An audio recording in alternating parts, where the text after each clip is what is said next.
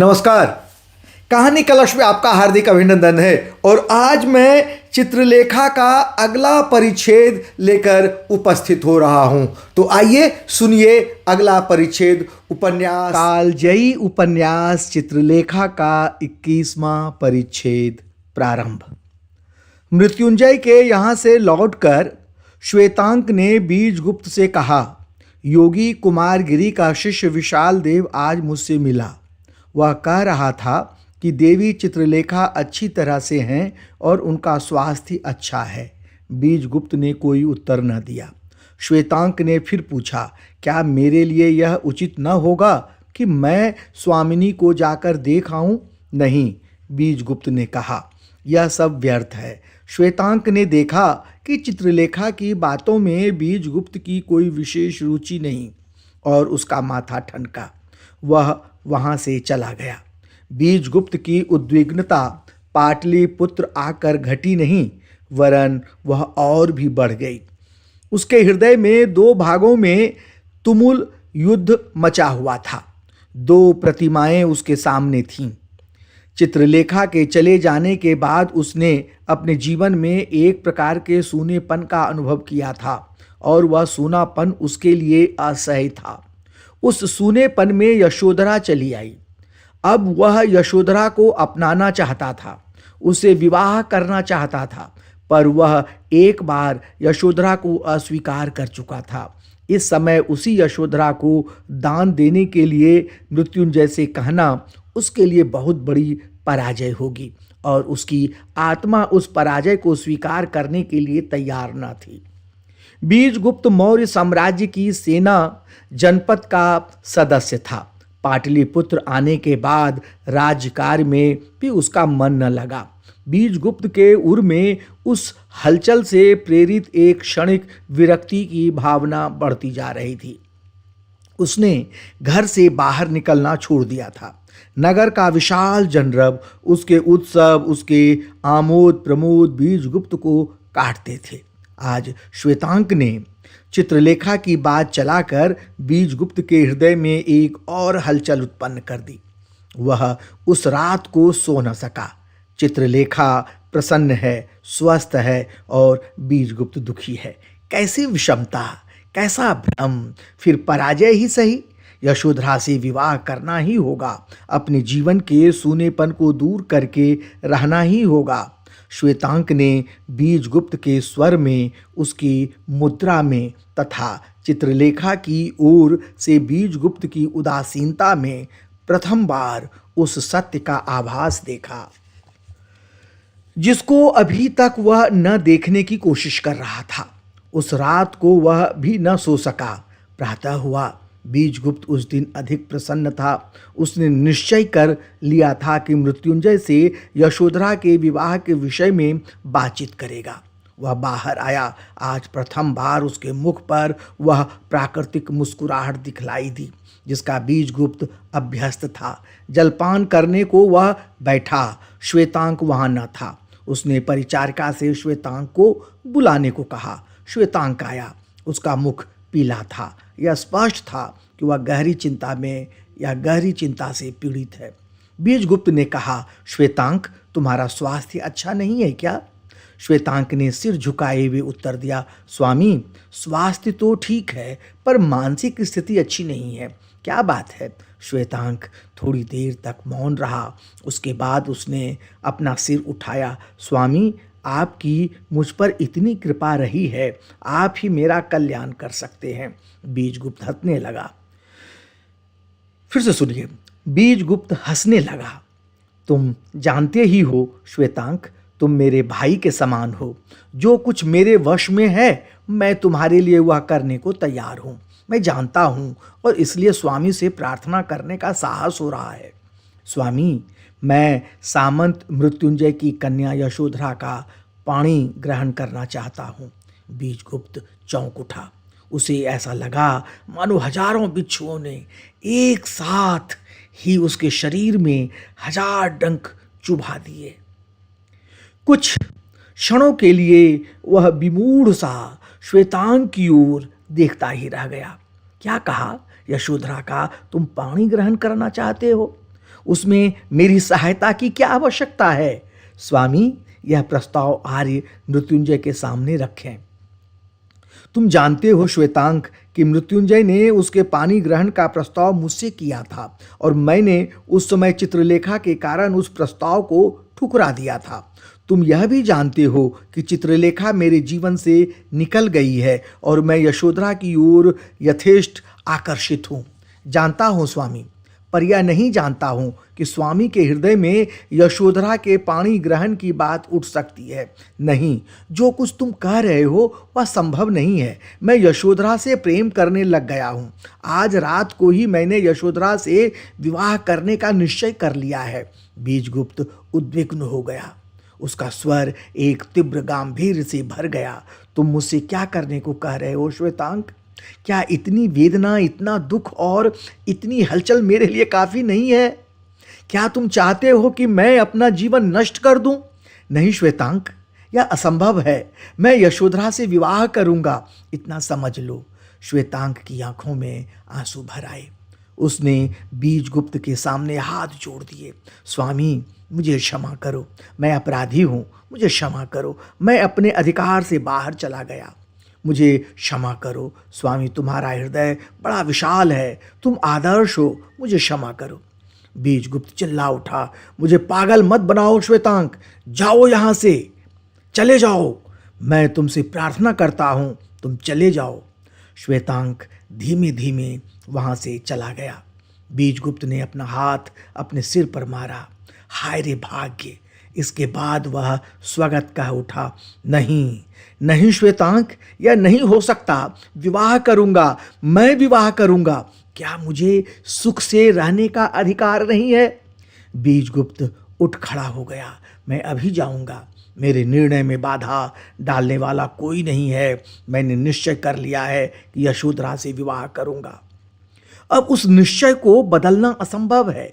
बीजगुप्त ने रथ मंगवाया। वह फिर सोचने लगा, पर श्वेतांक को क्या अधिकार है कि वह यशोधरा से प्रेम करे? क्या वह नहीं जानता कि मैं यशोधरा की ओर आकृष्ट हूं? बीजगुप्त का सारा शरीर जल रहा था, उसका कंठ सूख गया था। उसने एक गिलास ठंडा जल पिया।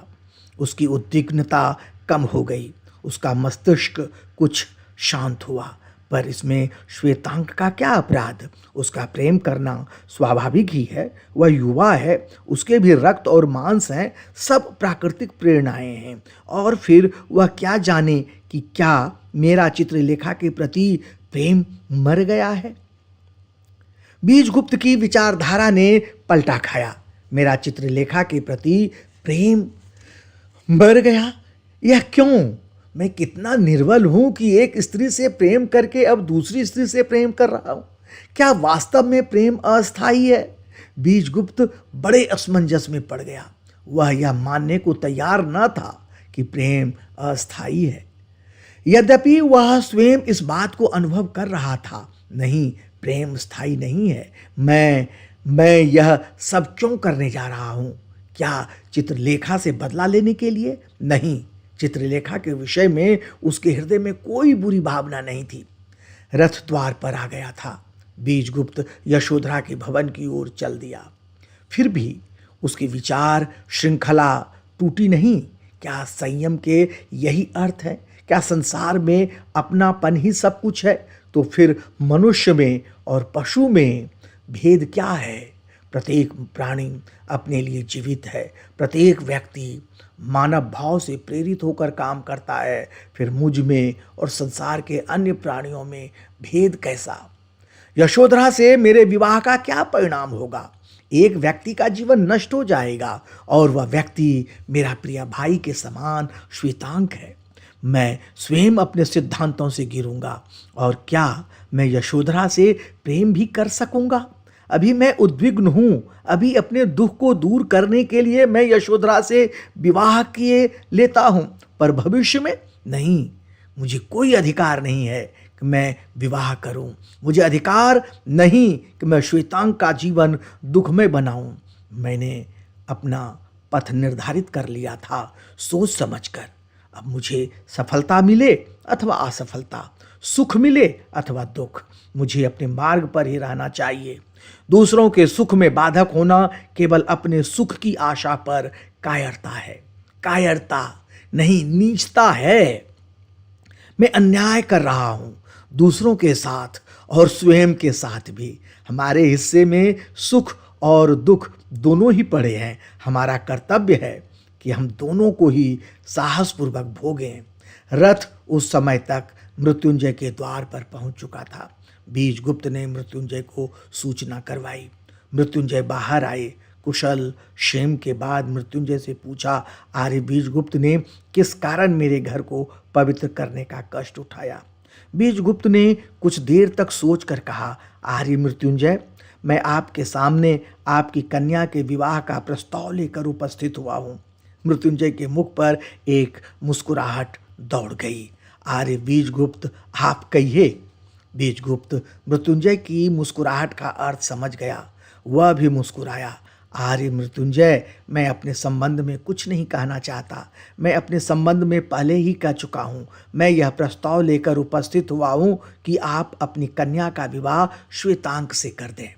श्वेतांक कुलीन है, सुंदर है और सभ्य तथा शिक्षित है। वह वास्तव में आपकी कन्या के लिए योग्य वर होगा, शायद मुझसे भी योग्य। इस प्रस्ताव पर मृत्युंजय को आश्चर्य हुआ। मृत्युंजय का अनुमान था कि बीजगुप्त स्वयं अपने विवाह का प्रस्ताव करेंगे। श्वेतांक के विषय में प्रस्ताव पर वे अवाक से रह गए। कुछ देर तक मौन रहकर उन्होंने कहा, आर्य बीजगुप्त, श्वेतांक योग्य है, पर श्वेतांक संपन्न पिता का पुत्र नहीं है, वह निर्धन है। ऐसी अवस्था में मैं श्वेतांक के संबंध में प्रस्ताव पर विचार तक करने में असमर्थ हूँ। इस बार बीजगुप्त को आश्चर्य हुआ, पर आर्य मृत्युंजय, आप तो अतुल धनराशि के स्वामी हैं और आपके यशोधरा के सिवा कोई संतति भी नहीं है। मृत्युंजय हंस पड़े। आर्य बीजगुप्त, मेरी संपत्ति पर मेरी कन्या का कोई अधिकार नहीं, उसका अधिकारी मेरा दत्तक पुत्र होगा। आर्य बीजगुप्त, आप स्वयं क्यों नहीं विवाह करते? नहीं, मैं विवाह न करूंगा। आर्य मृत्युंजय, क्या श्वेतांक से यशोधरा का विवाह एकदम असंभव है? मृत्युंजय ने धीरे से कहा, हाँ। आर्य बीजगुप्त, श्वेतांक को योग्य तथा कुलीन वर समझते हुए मैं यशोधरा का उसके साथ उस समय तक विवाह नहीं कर सकता जब तक वह निर्धन है।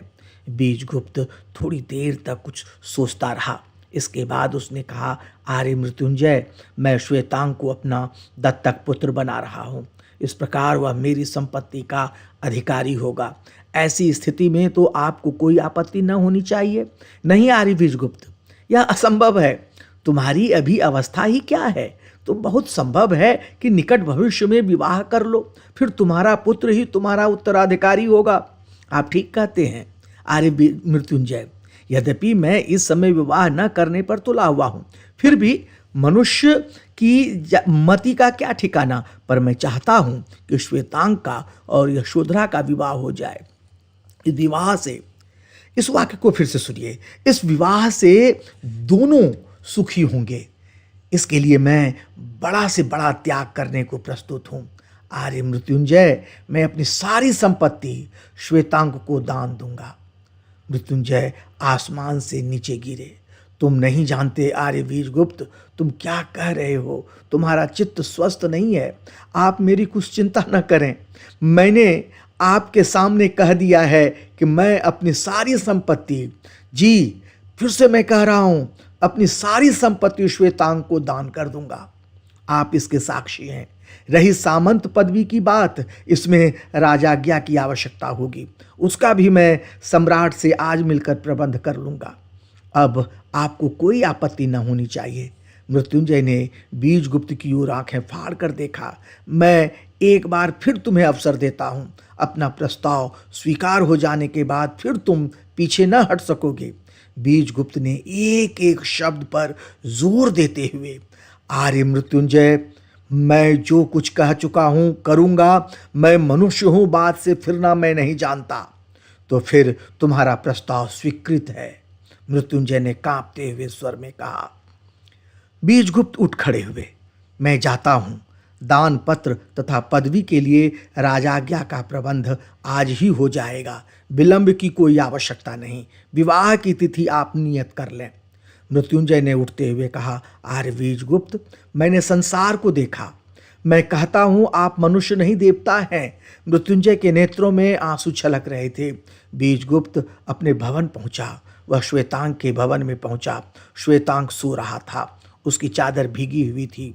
उसके नेत्रों से अश्रु अभी सूखे न थे। बीजगुप्त ने श्वेतांग को उठाया। श्वेतांग उठ पड़ा। स्वामी, क्या आ गया है? तुम मुझे अब स्वामी न कहना सामंत श्वेतांग। विस्फारित नेत्रों से देखते हुए श्वेतांग ने कहा, यह आप क्या कह रहे हैं? जो कुछ कह रहा हूँ वह ठीक है। इस वाक्य को फिर से सुनिए। मैं जो कुछ कह रहा हूँ वह ठीक है। सुनो, मैंने तुम्हारे विवाह का प्रस्ताव आर्य मृत्युंजय से किया था। उन्होंने कुछ आपत्ति की।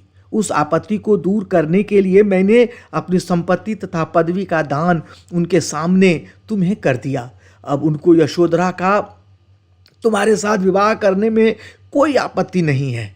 श्वेतांग थोड़ी देर तक निश्चल तथा विमूढ़ सा खड़ा हुआ बीजगुप्त की ओर देखता रहा। इसके बाद वह रो पड़ा। नहीं नहीं स्वामी, मुझे यह स्वीकार नहीं। मैं कितना पापी हूँ स्वामी, मुझे क्षमा करो। मैं जाता हूँ, मुझे क्षमा करो। मैंने आपके जीवन को नष्ट किया है। आप मुझ नराधम पर यह दया क्यों कर रहे हैं? मुझे स्वीकार नहीं है। यह बीजगुप्त के चरणों पर गिर पड़ा। हाँ, वह बीजगुप्त के चरणों पर गिर पड़ा।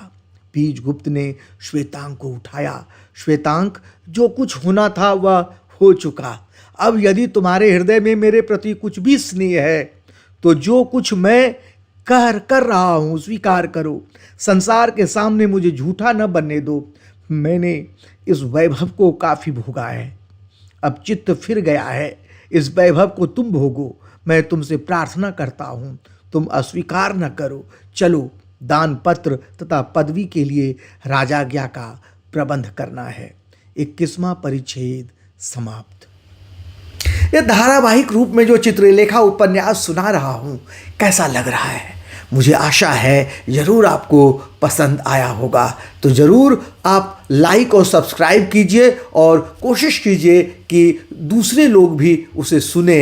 तब तक के लिए मैं आज्ञा चाहता हूँ। जल्द ही मिलते हैं अगले भाग के साथ। धन्यवाद।